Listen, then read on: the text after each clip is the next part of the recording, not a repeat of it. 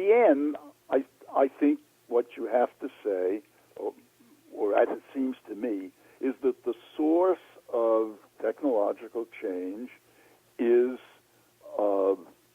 research and development, and then a little beyond that, the act of.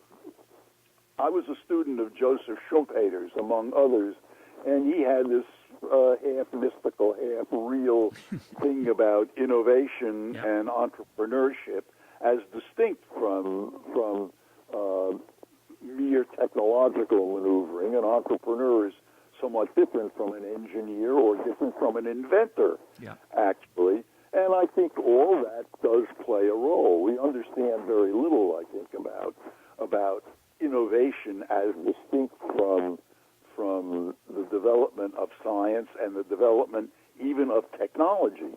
But that's where the source of it all is. It's creativity and all that, and creativity motivated, in part by just sheer playfulness, the way people are, but also in very large part by the search for profit and for competitive advantage. And as you point out, if you want to encourage long-term growth, somehow you've got to encourage both technological invention and innovation. Yeah, when I used to teach microeconomics, I would give a poor person's version of growth and trying to capture how our standard of living is improved over time by the fact that cost curves shift down.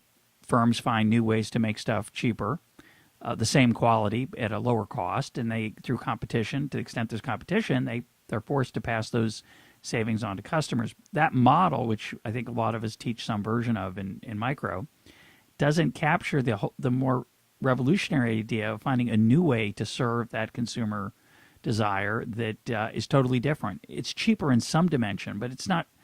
Calling it cheaper doesn't really do justice to it. So, that's right. In later work, I'm doing all this as a theorist, as a modeler. I try to work out a story in which there are big-time, major improvements, and then once one of those takes place, it creates an opportunity for a lot of small, further improvements. And I think the story of technological progress is a lot like that.